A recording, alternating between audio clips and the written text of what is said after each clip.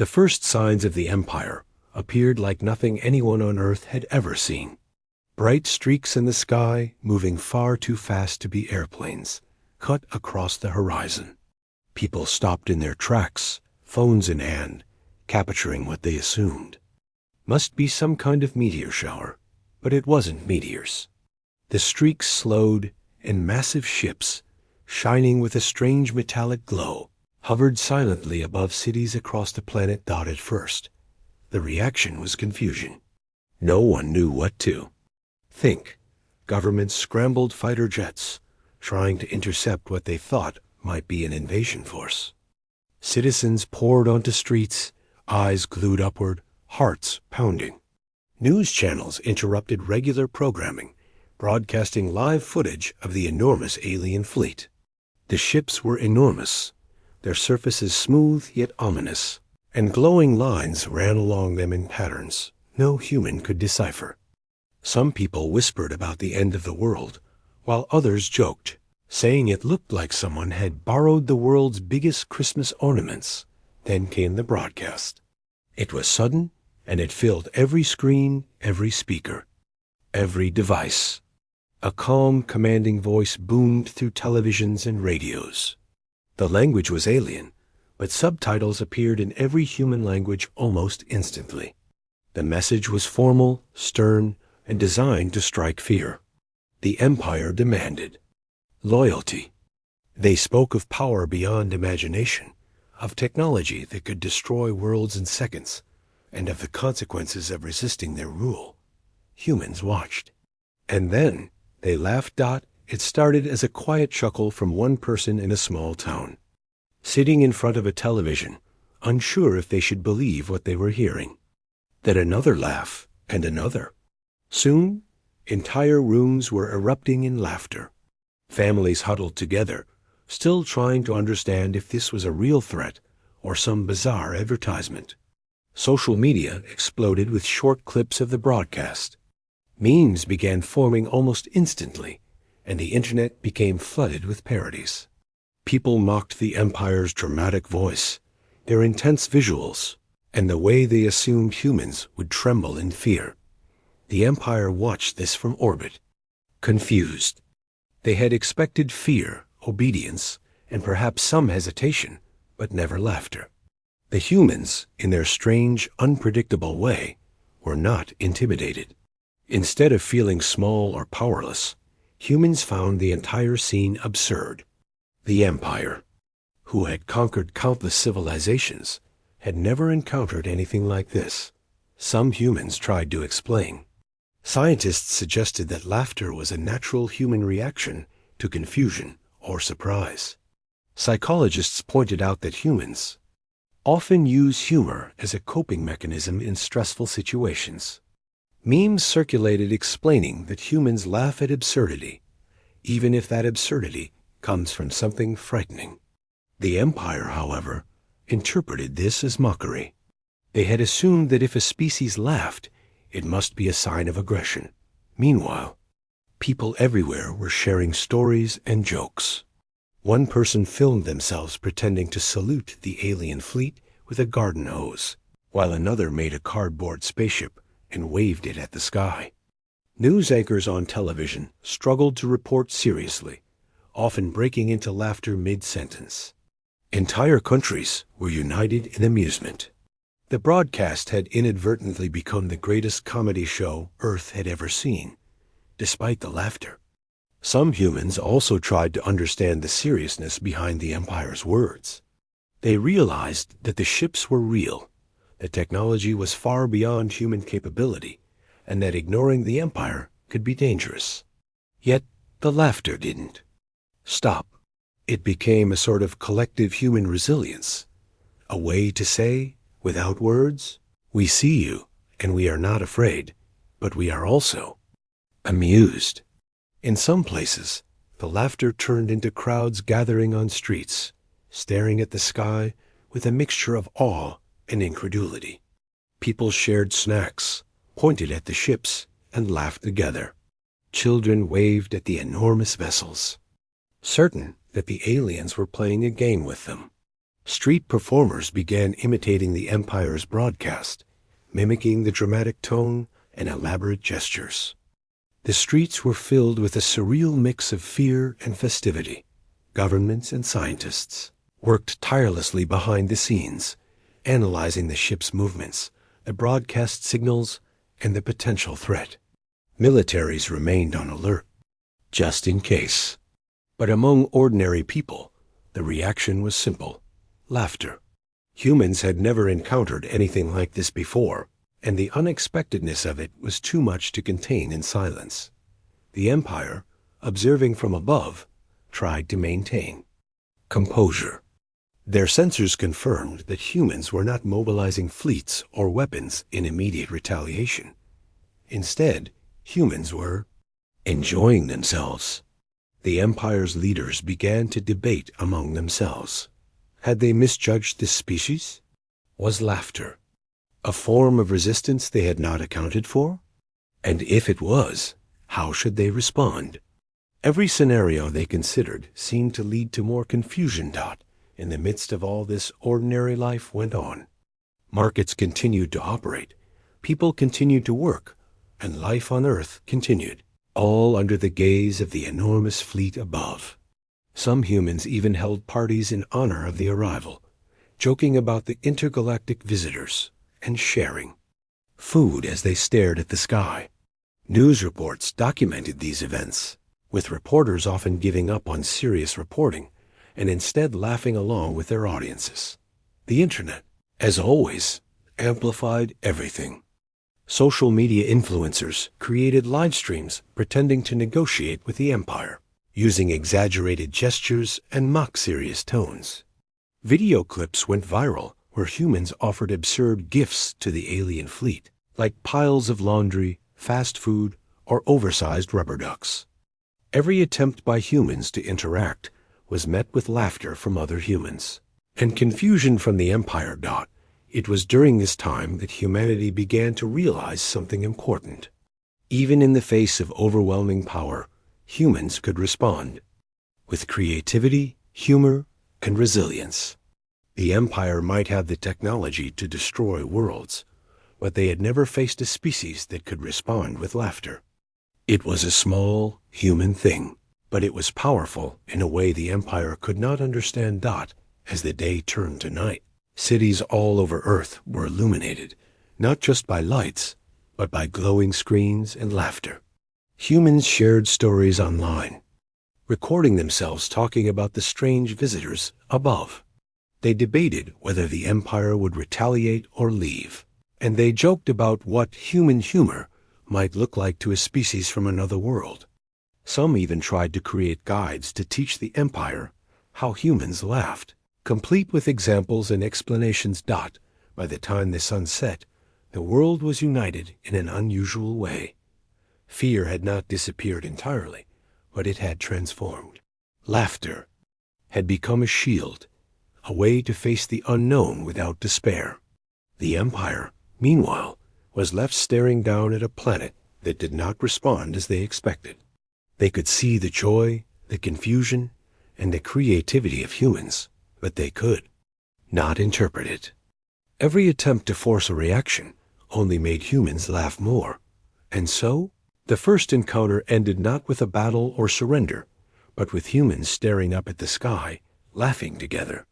The Empire had arrived expecting obedience and fear. Instead, they were met with something they could not conquer: the unpredictable, unstoppable human spirit expressed through laughter. Little did anyone know, this was only the beginning. The Empire had underestimated the one thing humans could never hide, control or suppress: their ability to find joy even in the most serious and overwhelming situations. That laughter, simple as it seemed, was about to change the way the galaxy would see humanity forever. After the first broadcast from the Empire, the world didn't calm down. It exploded in a wave of energy that no one could have predicted. The laughter had started small, a few chuckles here and there, but by the second day it had become a global phenomenon. People were sharing videos, recording reactions, and joking endlessly about the massive ships hovering above their cities. Social media became a storm of memes, parodies, and playful challenges. Everyone wanted to contribute. If the Empire expected fear, humanity gave them something entirely different: joy, absurdity, and a shared sense of humor that stretched across continents. In living rooms, kitchens, and even crowded streets, people replayed clips of the Empire's broadcast, each time laughing harder. The dramatic tone of the aliens, the serious posture of their ships, and the booming demands for obedience all struck humans as so over the top that it felt like watching a play performed by someone who had never encountered humor before. People started imitating the voices, exaggerating the gestures, and creating skits that made the Empire seem almost cartoonish. The memes alone were astonishing. Photoshopped images showed the massive ships trying to sip coffee, humans putting tiny umbrellas on them, or Earthlings offering snacks as tribute. Every corner of the internet became alive with human creativity. News channels tried to cover the situation seriously, but even reporters could not maintain composure. One anchor, while showing live footage of the alien fleet, suddenly burst into laughter on camera. The clip went viral within hours, with millions of people watching the anchor struggle to finish the report while fighting back tears of amusement. Another report showed a group of scientists standing near a telescope, trying to study the ships, but they could not stop giggling as they described the patterns of lights. Humor had become unavoidable, and it was contagious. The Empire, from their vantage above Earth, could not comprehend what was happening. Every sensor, every camera, every communication channel reported the same thing. Humans were laughing. They were not hiding, not trembling, not begging for mercy. They were openly enjoying themselves. The Empire's leaders grew anxious.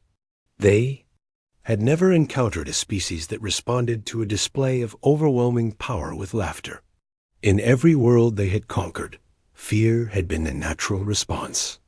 Yet here was Earth, and humans were unpredictable in a way the Empire could not calculate. Governments attempted to maintain a sense of seriousness. Military analysts briefed leaders about potential threats, tracking the ship's movements and running simulations. But even the most disciplined soldiers found it difficult to keep straight faces when they heard the broadcast. Attempts to demonstrate readiness or strength often ended in snickers and whispered jokes among troops. In cities, regular people treated the invasion as a strange game. Children pointed at the sky, waving and yelling at the massive ships.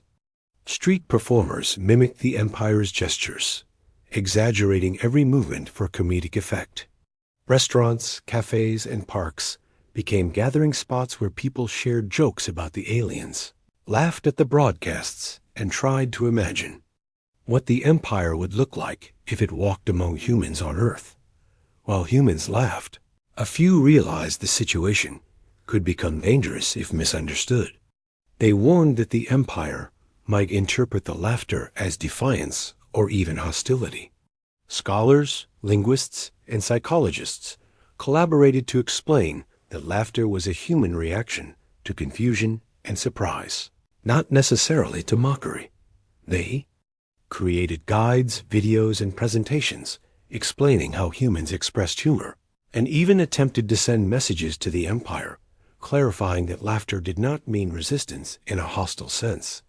Meanwhile, humans continued to playfully interact with the alien fleet. Videos showed people building cardboard versions of the ships and flying them from their rooftops. Others launched small fireworks displays, joking that they were fireworks diplomacy. Internet challenges encouraged people to wave at the ships, shout friendly messages, or even sing songs to them. Each attempt at communication was shared widely online, and the global community laughed together, united in a response that was entirely human. The Empire, observing these actions, began to feel a mix of fear and confusion. They could sense no aggression, but they also could not control the situation. Every attempt to assert dominance was met with more laughter, more creative responses, and more videos. They saw humans acting without fear, without strategy, and without hesitation. To the Empire, it appeared chaotic, almost impossible to predict. They had underestimated the one thing humans excelled at, adaptability. As the days passed, the laughter evolved. People began hosting live events dedicated to humor about the Empire. Musicians composed funny songs, comedians performed sketches, and even online classes emerged to teach people how to imitate the aliens' serious tones. In some cities, people held parades with floats representing the alien ships, while street artists painted murals showing the fleet in ridiculous scenarios. What had begun as a reaction to surprise and confusion became a form of culture, a shared human statement of resilience. Even amidst all the jokes, humans were aware of the seriousness of the situation. Scientists studied the fleet's movement.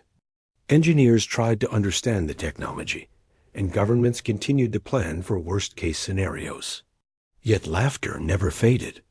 It became a way to process fear, confusion, and uncertainty. For humans, humor was not just entertainment.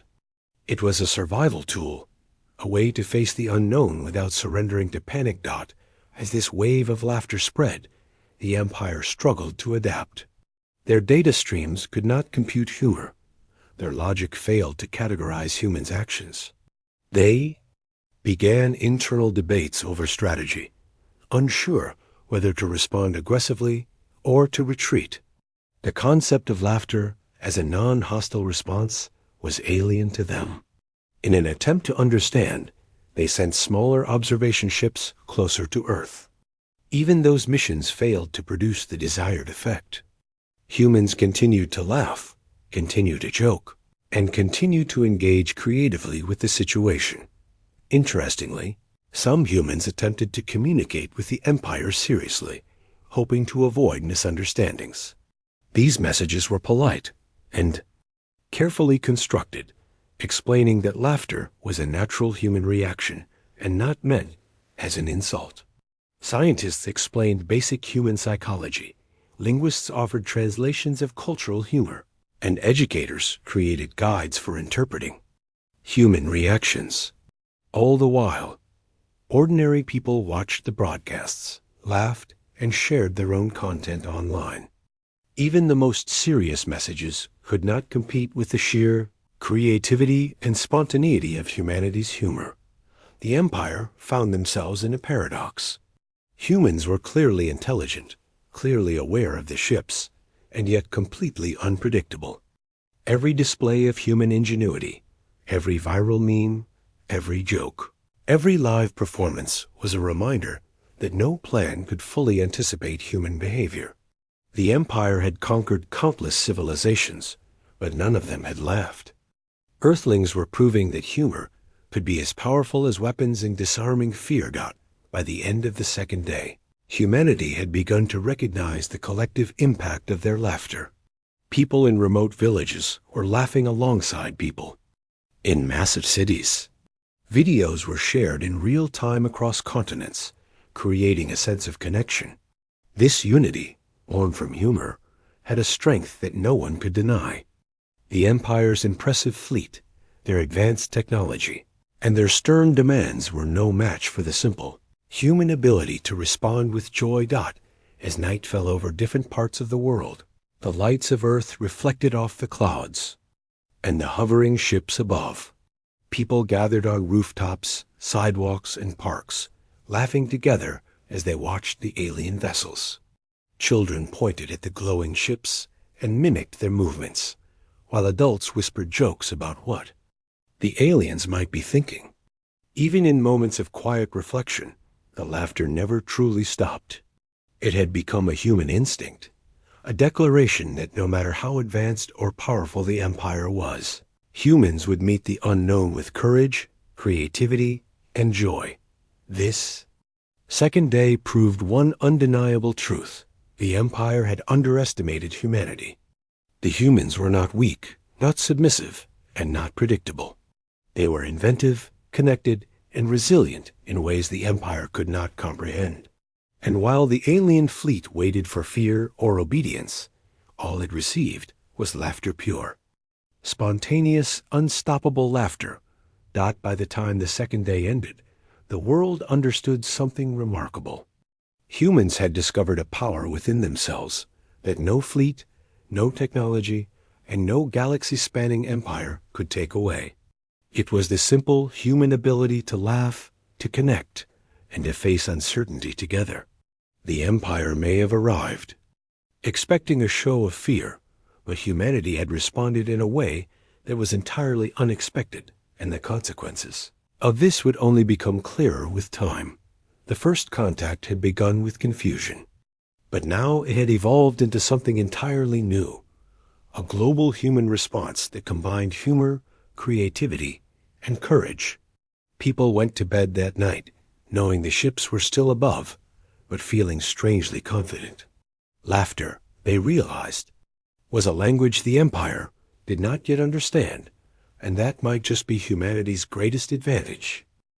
The third day of the Empire's visit brought a new level of chaos and confusion, but from the human perspective, it was the most entertaining day yet.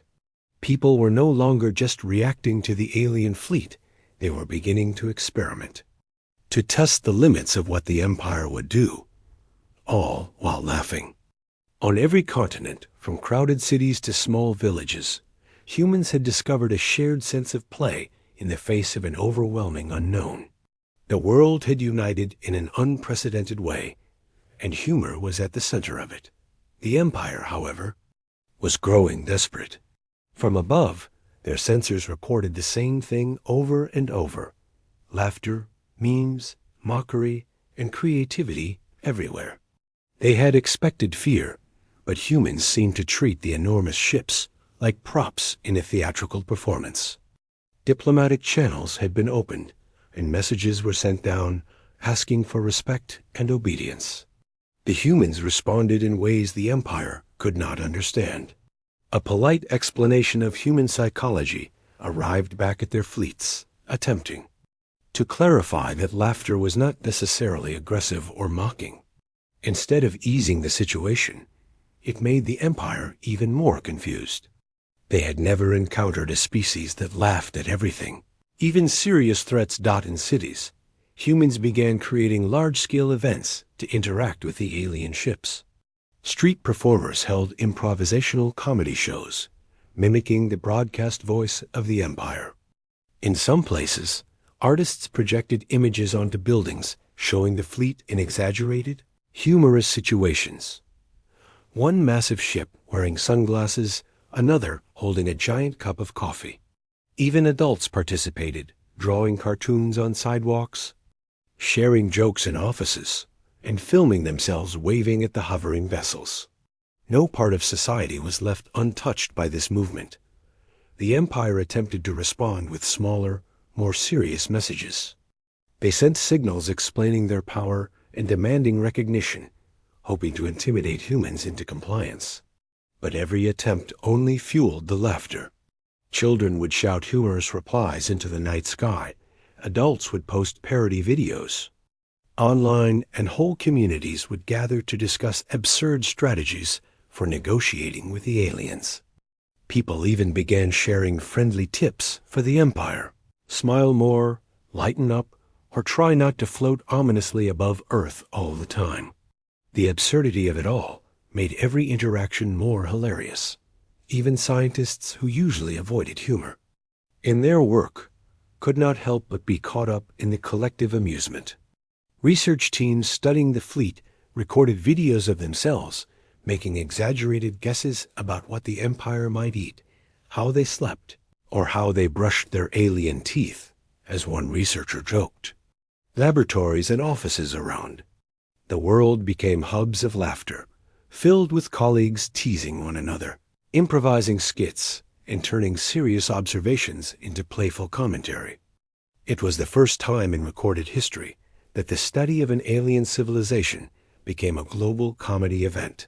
Governments, meanwhile, tried to remain serious, But the situation made diplomacy nearly impossible. When world leaders attempted to address the public, their speeches often ended in laughter. Officials rehearsed serious statements, only to break into giggles at the absurdity of the empire's expectations. Military officials held briefings, where officers would try to discuss strategy, but constantly muttered jokes about the alien fleet's enormous size and glowing patterns. Even in the most controlled environments, humans could not maintain a completely serious tone. The laughter had become uncontrollable, and that unpredictability frustrated the Empire. The Empire sent observation teams closer to Earth, hoping that a direct approach would allow them to gauge human reactions more accurately. Instead, they encountered humans who waved, cheered, and shouted friendly but silly messages. Entire towns gathered, creating massive human chains, holding up banners with messages like, "Welcome, please don't crush our cities," or "Try Earth cookies, they're delicious." The Empire's censors reported unusual emotional responses, a category they had never recorded before. They could not determine whether these were friendly gestures or some form of coordinated defiance. Humans had created a language the Empire could not translate. As the day progressed, humans began collaborating in larger projects designed to provoke laughter. Online challenges encouraged people to build creative structures or art installations aimed at entertaining the hovering fleet. In some cities, groups gathered to create giant sculptures of the alien ships out of cardboard, paper, and recycled materials.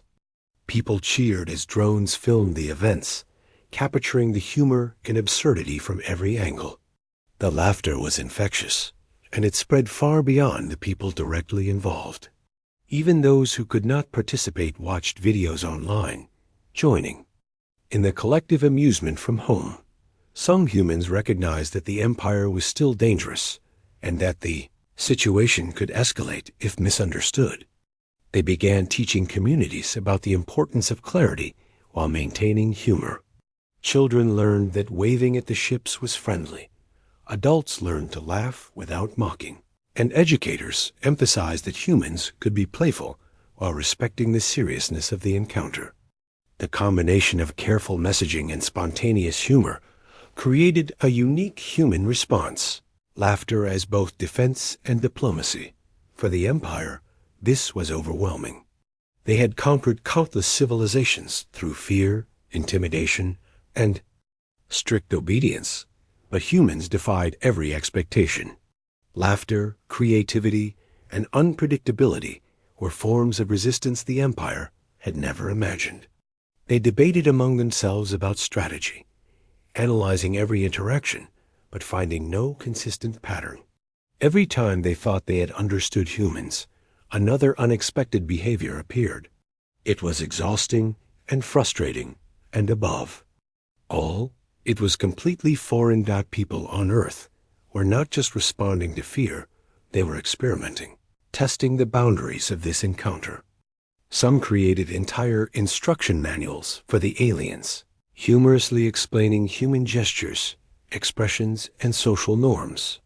Others organized global events, such as synchronized dancing or mass clapping, designed to see how the aliens would react. These projects were shared online, drawing millions of viewers who laughed together, discussed interpretations, and shared new ideas. Human culture had suddenly become a tool of diplomacy, but one the Empire could not decode, even in private moments. People continued to react in their human way. Families joked about how the Empire must be feeling as they hovered silently above, unsure of whether the humans were afraid or simply enjoying the show. People recorded themselves talking to the ships, pretending to teach them simple words or phrases. Every attempt to communicate, no matter how ridiculous, was celebrated online. Humor had become both a shield and a unifying force, connecting billions of people across the globe in a shared experience. Unlike any other in history, the Empire attempted to send smaller ships to Earth's surface, hoping that a closer presence would command respect or obedience. But every landing attempt resulted in scenes of humor and fascination. Children drew chalk illustrations around the ships, people offered flowers, and musicians played lively tunes to greet them. Even journalists, reporting live from landing zones, struggled to maintain a serious tone, often laughing on camera. Humanity had found a way to respond to an overwhelming force with creativity, joy, and laughter, and it worked in ways no one had anticipated. As the sun set, humans reflected on the strange events of the day.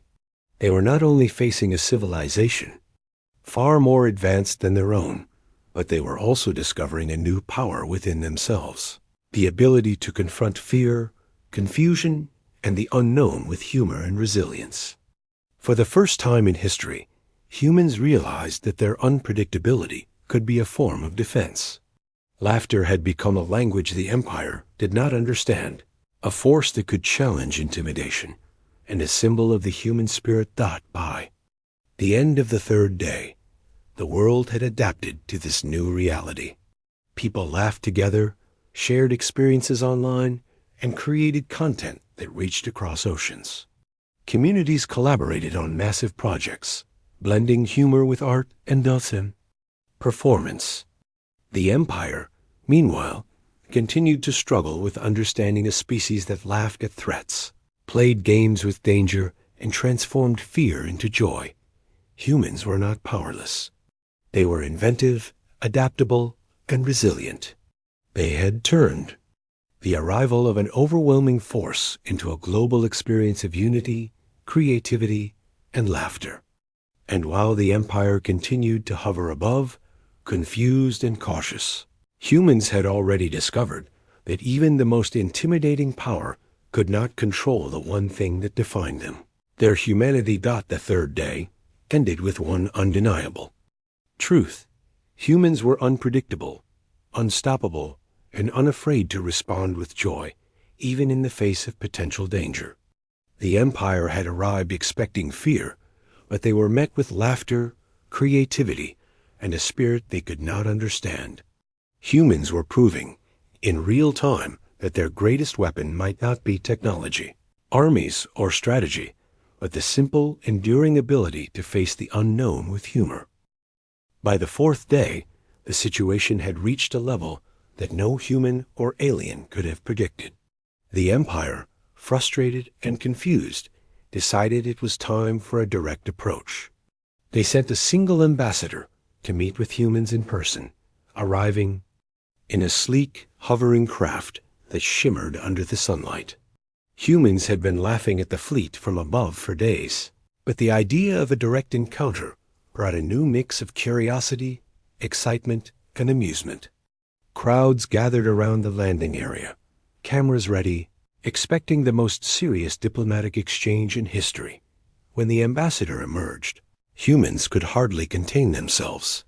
The alien's armor gleamed in a way that seemed almost theatrical, and the movements were precise, exaggerated, and stiff.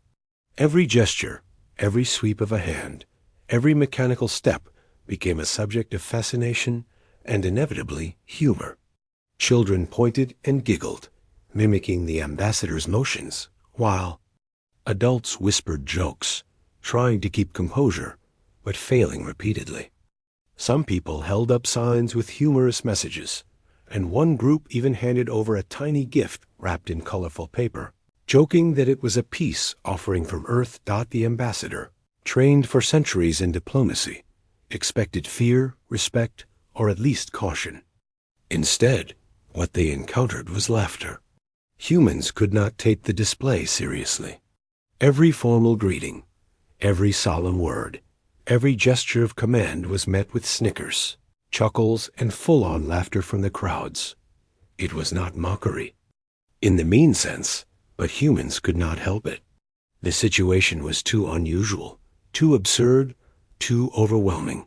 The aliens' perfectly executed serious entrance only made the response stronger. The ambassador attempted to assert authority. The voice boomed through translation devices, demanding respect, obedience, and recognition of the Empire's power. They expected the humans to freeze, bow, or comply.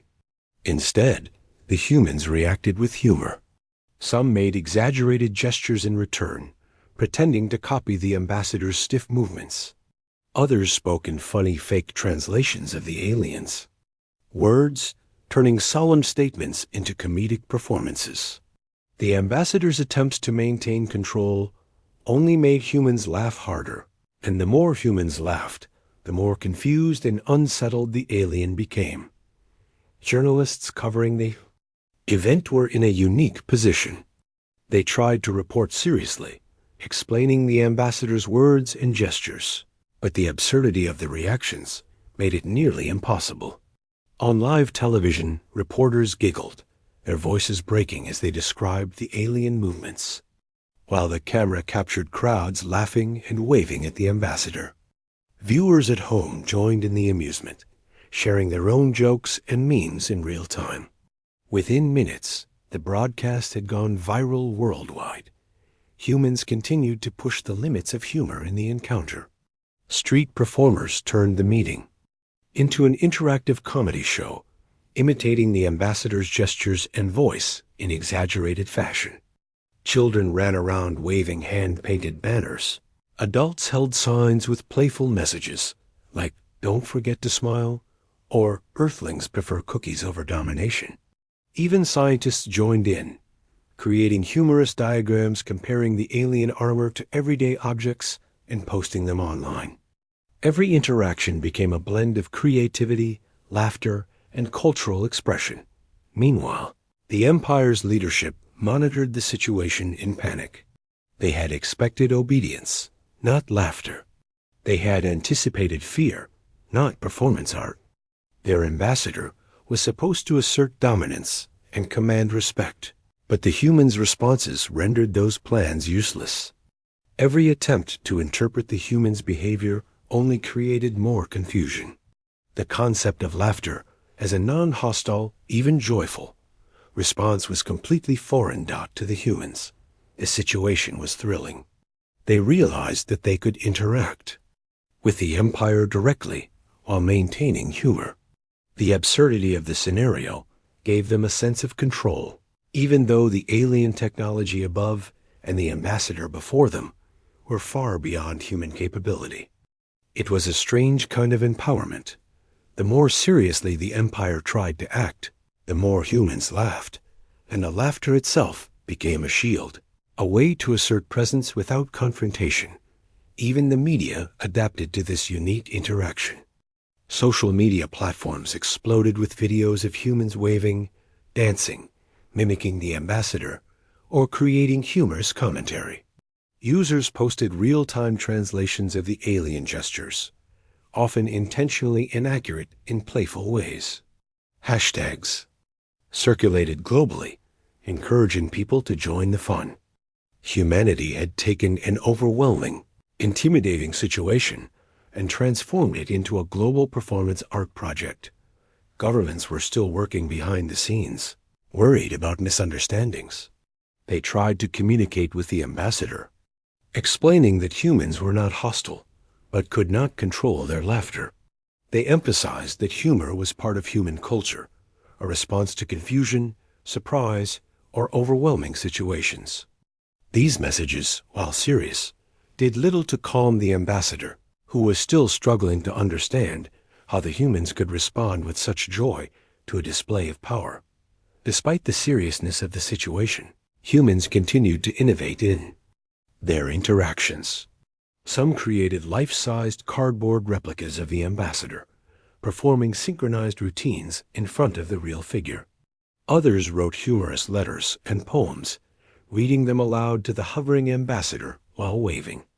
Cheerfully, musicians composed light-hearted songs inspired by the ambassador's movements, and dancers choreographed routines to imitate the patterns of the alien craft.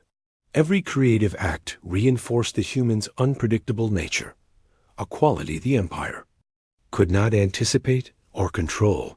The ambassador tried to regain composure, repeating formal commands, issuing warnings, and emphasizing the consequences of defiance. Yet the humans' response never faltered. Laughter continued, amplified by the energy of the crowd. People began creating synchronized actions, like collective hand-waving or choreographed dances, turning the interaction into a live event that spread across the globe through live streams and online platforms. It was a mixture of celebration, curiosity, and humor that left no room for fear. As the hours passed, the ambassador grew increasingly perplexed. They reported back to the fleet that humans were entirely unpredictable, that their behavior defied logic, and that their laughter seemed unstoppable. Every calculated move by the Empire's leadership was met with a new, unexpected reaction. Humans were testing the limits of the encounter, experimenting with humor, creativity, and communication in ways that no machine, sensor, or algorithm could fully understand. Even private citizens contributed to the unfolding spectacle. People in small towns performed skits on rooftops. Families recorded themselves telling playful jokes to the hovering fleet, and students created humorous art inspired by the ambassador's gestures. Laughter became a shared global activity, and it connected humans across continents. What could have been a moment of panic or terror had transformed into an unprecedented cultural event. In parallel, humans also reflected on the situation. They understood the risks of misunderstanding, yet they chose to meet the unknown with their unique human qualities: creativity, joy, and resilience. People realized that laughter was more than a response. It was a form of communication, a way to assert presence, and a reminder that humans could adapt to situations far beyond their control. The ambassador's visit, intended to intimidate, had instead revealed a new kind of human strength. By the end of the fourth day, humans had turned the direct encounter into an experience that was both entertaining and unifying. Crowds continued to gather, performers continued to improvise, and families continued to laugh together. The ambassador remained unable to fully process the reactions, while humans learned that humor could be more powerful than fear in building understanding and resilience. Humans were not only surviving, they were thriving. They were using laughter as a tool to interact with the Empire, a way to respond to overwhelming power without surrendering, and a means to assert themselves as a unique, unpredictable species. The fourth day ended with one undeniable truth. The Empire had expected submission and fear, but humans had met the challenge with creativity, joy, and laughter, showing that no technology, no fleet, and no command could ever fully control their spirit. Humans had discovered a power that could not be measured or calculated, a force that was entirely their own. And as the ambassador departed to report the strange events to the Empire, one thing was clear: humanity's humor, unpredictability, and courage had already begun to reshape the way the galaxy would see them. By the fifth day, humans realized that their laughter, though powerful, had also created a serious problem. The Empire was growing more confused and increasingly anxious. Every attempt by the aliens to assert authority or demand obedience was met with laughter, jokes, and playful antics. Humans were enjoying themselves, but they also understood that the Empire might misinterpret their humor as aggression. So a group of people decided it was time to take the next step, explain themselves clearly. The plan was simple yet daring. Humans wanted to teach the Empire what laughter meant, how humor worked, and why humans reacted the way they did. They began by recording videos that explained the basics of human emotions: surprise, joy, fear, and relief. They showed that laughter was a natural response to overwhelming situations, that it was not always meant to mock or insult, and that it could even be a way of communicating respect or curiosity. These videos were shared widely across the planet, and some were even transmitted toward the alien fleet in hopes of reaching the Empire directly. Every effort to explain was done with creativity. Humans made animations showing how laughter could be a sign of understanding or acknowledgement rather than hostility. They created simple diagrams, illustrations, and examples showing aliens interacting in hypothetical scenarios. One video humorously depicted an alien entering a room filled with humans, expecting fear, only to find people laughing at a spilled cup of coffee. The point was clear. Humans laugh when they are surprised or confused, not necessarily when they intend offense. Meanwhile, on the ground, humans continued their playful interactions with the hovering ambassador. They tried to combine humor with clarity, waving, bowing, and making exaggerated gestures while holding up signs that explained basic human customs. Some created flashcards with pictures showing emotions like happiness, surprise, and amusement, while others used simple symbols to show how laughter could convey friendliness. The ambassador watched carefully, their expressions slowly shifting from confusion to cautious attention. For the first time, humans spoke directly to the Empire in a calm and organized way. They sent messages emphasizing that laughter was a natural human response, that it was often spontaneous, and that it was never meant to provoke conflict. Scientists, educators, and performers worked together to create content that was easy to understand and visually clear. They used humor to capture attention, but combined it with serious explanations. Humans wanted the Empire to know that they were not enemies, that their creativity and joy were tools of communication, not defiance. The Empire, monitoring these messages, could not immediately comprehend the concept. Their sensors were designed to detect aggression, threat levels, and strategic movements, not emotions expressed through humor. Yet, as more and more messages were sent, they began to recognize a pattern. Humans were attempting to communicate, not attack. Their laughter, previously seen as a challenge, was a signal of curiosity, adaptability, and resilience. Slowly, the alien leadership began to understand that humans were unpredictable, but not necessarily dangerous in the ways they had feared. Humanity's explanation effort extended beyond just digital messages. People created live events aimed at showing the Empire how humor worked. Communities gathered to perform simple skits, illustrating how humans laughed in different situations, when surprised, when relieved, when confused, and even when nervous. Street performers acted out scenes of misunderstanding, showing that laughter often helped humans cope with complex or overwhelming experiences. The events were shared online, drawing millions of viewers, and even some small observation ships hovering near. Earth captured the performance's dot. It became clear that humans were not only trying to explain themselves, but also teaching the Empire how to understand them. They demonstrated basic social interactions, like smiling, gestures of friendship, and polite behavior, showing that humor could coexist with respect and diplomacy. People explained that humans often used exaggeration, parody, and playful mimicry to make sense of difficult situations, not to insult anyone. The goal was simple: bridge the gap between species using creativity and laughter. As the language dot, as the explanations continued, the Empire began to experiment cautiously. Observation teams tried to imitate human gestures, attempting to mirror smiles, hand waves, and even some laughter-like sounds. The results were awkward, mechanical, but noticeable. For the first time, humans noticed that some aliens seemed to respond in ways that resembled amusement. Crowds erupted in laughter, not mocking, but in celebration of the first signs of understanding. Humans realized that even small progress mattered, that the Empire could learn to interpret their behavior if given guidance. Scientists and linguists played a crucial role in this process.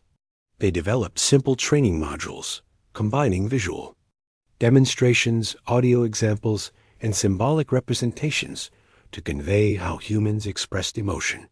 They explained how humans reacted differently depending on context, that laughter could signal joy, curiosity, or even nervousness, the materials were shared globally and transmitted toward the alien fleet using secure channels. Every attempt built a bridge of understanding, slowly reducing the tension between humans and the Empire. People also recognized the importance of consistency. Humor alone was not enough. It needed to be combined with calm, clear communication. Humans began coordinating gestures, symbols, and simple messages to accompany laughter, showing that their reactions were friendly. Teachers instructed children in public spaces, showing them how to wave, how to bow politely, and how to laugh, without creating misunderstandings. Adults followed suit, performing coordinated routines that mixed humor with explanations of human emotions. The planet became a living classroom, teaching the Empire the basics of humanity. Despite the seriousness of the explanations, humans never lost their joy. They used games, songs, and performances to illustrate complex ideas. One video, for example, showed a group of people laughing at a minor mistake in a board game, demonstrating that laughter could arise from surprise or frustration rather than insult. Another depicted humans exaggerating their reactions to mundane events, showing that humor was often a way to cope with stress or uncertainty. The point was always the same. Laughter was human, natural, and non-hostile. For the Empire, these efforts were transformative. What had once seemed like chaos and defiance began to make sense, slowly. Alien diplomats and leaders debated, analyzed, and compared the materials, attempting to categorize the behaviors and patterns. Observation reports began to include notes on human culture, emotional expression, and humor. For the first time, the Empire began to see humans not just as a potentially dangerous species, but as a unique civilization with their own strengths and ways of communicating. Even ordinary citizens contributed to this teaching process. People filmed themselves explaining simple concepts such as smiling, waving, and laughing in context. They shared these videos online, and some were transmitted to the fleet. Communities created public events where participants acted out common human situations, showing the Empire how humans interacted, what surprised them, and how they expressed joy. These performances were playful, entertaining, and educational at the same time. As the day progressed, the first signs of mutual understanding appeared. Observation ships reported subtle changes in the Empire's behavior. Aliens began pausing, watching humans more carefully, and even attempting to mirror some human actions. While awkward and imperfect, these gestures were recognized by humans as attempts to learn. Crowds celebrated each small success, understanding that the process of communication was gradual. Laughter remained central, but it was now combined with intention, clarity, and education. By the end of the 5th day, the gap between humans and the Empire had begun to close. Humans had not only explained their laughter, but they had also taught the aliens about their emotions, creativity, and adaptability. What had begun as misunderstanding and chaos was transforming into curiosity and cautious recognition. The Empire had discovered that humans were not merely a chaotic species. They were intelligent, resilient, and capable of bridging cultural gaps through creativity and humor. The world felt a sense of accomplishment. Humans had taken control of a potentially dangerous situation without violence or submission. Instead, they used their unique strengths, humor, creativity, and the ability to connect across cultures, even interstellar ones. Laughter, once seen as a source of confusion, had become a tool for understanding.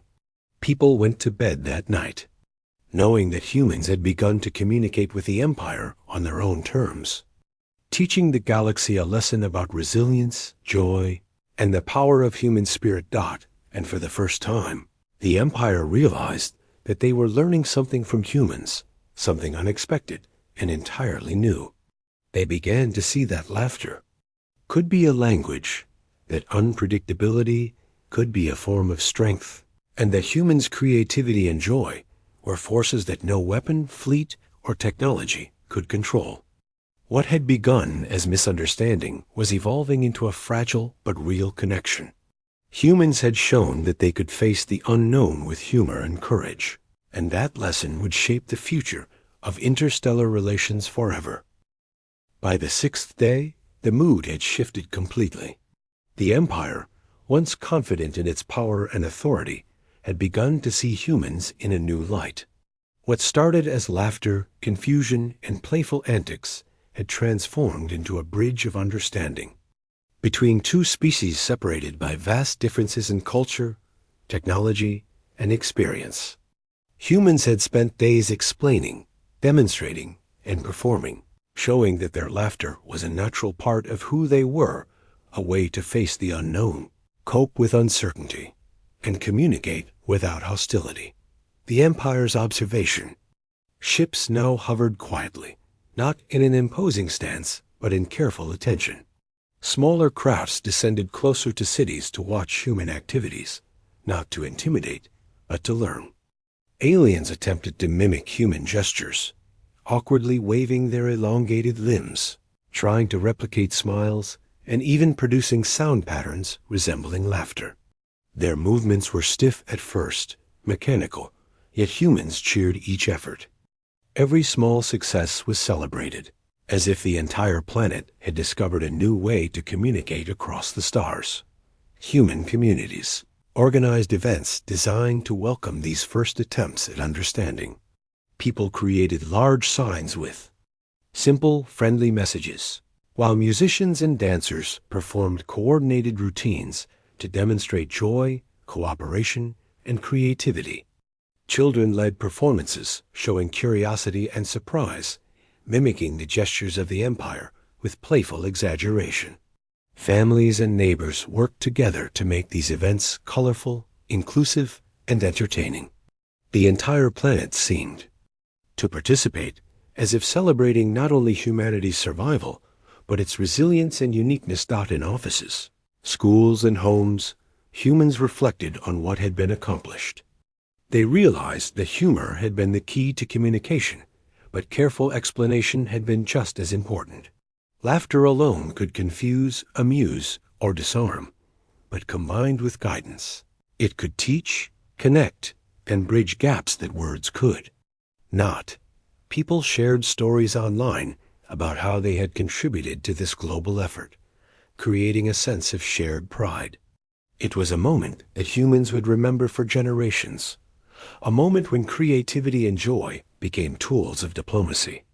Empire responded cautiously. Their leaders discussed, analyzed, and adapted. They created internal guides to understand human behavior, noting patterns, contexts, and the meaning behind laughter and playful gestures. The ambassador who had visited in person shared reports of what humans were trying to teach, that laughter could express friendliness, curiosity, surprise, or relief. That humans often used exaggeration and mimicry to make sense of overwhelming experiences. And that humor was deeply tied to creativity, problem-solving, and social bonding. Humans continued to guide the Empire. Live broadcasts were organized, where groups of people performed skits and demonstrations explaining complex human interactions in a simple, visual way.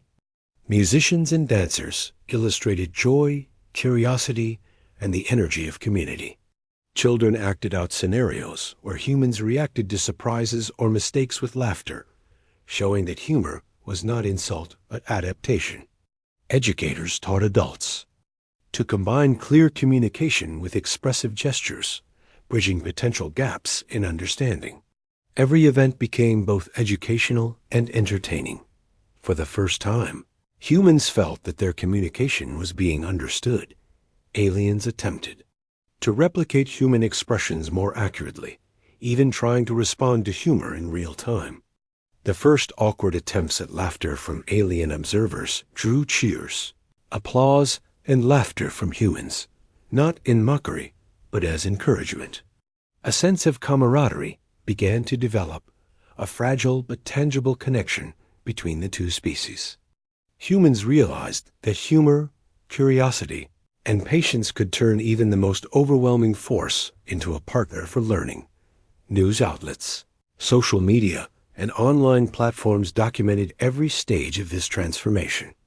Videos showed humans teaching aliens how to smile, wave, and respond to common situations. Memes and playful illustrations continued, but they now had a new layer of meaning, not mockery, but celebration of the growing understanding. Across the planet, people followed the progress closely, sharing stories of their contributions and participating in activities designed to reinforce learning. Humor had become a language, and humans were fluent speakers. Scientists and diplomats collaborated closely with performers, educators, and technologists. Together, they created visual guides, sound recordings, and interactive demonstrations that explained human culture in simple, clear ways. Aliens observed, learned, and sometimes tried to mimic what they saw, producing movements that were awkward but sincere. Each small step forward built trust, connection, and mutual respect. Humanity's unique approach to diplomacy through creativity, joy, and laughter was proving more effective than threats or force could have ever been. By the middle of the day, humans realized that a turning point had arrived. The Empire was no longer an intimidating presence to be feared. It was a student, learning to understand the most human of qualities. Humans had discovered that laughter could serve as a bridge across unimaginable differences. By using creativity, clarity, and patience, they had turned an encounter that could have ended in conflict into a shared experience of learning and connection. People celebrated the progress, understanding that they were not only defending their planet, but sharing the essence of humanity with another civilization. As evening approached, humans organized a global event to mark this moment. Cities coordinated performances, music, and visual displays to demonstrate joy, unity, and collaboration. Families and neighbors participated, children danced, and communities cheered. The Empire's ships hovered above, observing quietly. Smaller crafts mimicked some gestures, attempting to show recognition and understanding. The atmosphere was surreal yet heartwarming, a planet united in celebration, and an alien civilization learning to interpret the human spirit. The Empire's leadership recognized a truth they had never expected. Humans were unpredictable, resilient, and capable of converting the unknown into connection through humor and creativity. Laughter, a simple human expression, had become a symbol of resilience, understanding, and diplomacy. The aliens had underestimated humanity, and in doing so, they had learned something profound about communication, adaptability, and the power of joy. By the end of the 6th day, humans had established a new form of interstellar interaction. What had begun as fear, confusion, and misunderstanding had transformed into mutual curiosity and cautious respect. Humans had shown that power was not always measured in fleets, weapons, or technology. Sometimes it was measured in the ability to face the unknown with laughter, to teach through creativity, and to unite across cultures, even across species. Families, friends, and communities reflected on what they had achieved. The Empire had arrived expecting obedience and fear, but they had encountered resilience, joy, and unpredictability. Humans had demonstrated that their greatest strengths lay not only in intelligence or courage, but in the simple, enduring qualities that made them uniquely human: humor, creativity, and the capacity for connection. The day ended with a sense of triumph, not through violence or dominance, but through understanding. Humans had not only survived first contact, they had transformed it into an opportunity for connection, teaching, and celebration. The Empire, once confident in its ability to control and intimidate, had learned that humans could not be easily categorized or subdued. Their unpredictability, joy, and humor were forces the aliens could not control but could learn from. For the first time, the galaxy began to see humanity in a new way. They were a species capable of extraordinary adaptability, capable of turning fear into joy, confusion into laughter, and intimidation into connection. Humans had discovered that the simplest of expressions, a smile, a wave, a laugh, could become the most powerful tools in a universe filled with unknowns. As night fell across the planet, cities glowed not just with lights, but with celebration. People gathered in parks, on rooftops, and near observation points, sharing stories, watching the ships above, and reflecting on the events of the past 6 days. Humanity had emerged stronger, wiser, and more united than ever. Laughter had been their shield, their language, and their diplomacy. It had turned potential conflict into understanding, and misunderstanding into opportunity. The Empire, observing silently from above, began to recalibrate their expectations. They had learned a new lesson, that strength could take many forms, and that even the most powerful civilizations could benefit from understanding the simplest of emotions. Humanity had demonstrated that they were not just another species to be conquered. They were a civilization capable of teaching, inspiring, and transforming the universe around them. And so, the first encounter ended not in fear or submission, but in recognition, learning, and shared curiosity. Humans had shown that joy, creativity, and humor were not weaknesses, but strengths that could challenge expectations and reshape relationships. The galaxy had witnessed the birth of a new kind of diplomacy, one where laughter could bridge worlds, and where humanity had proven that its spirit was as vast, unpredictable, and resilient as the stars themselves.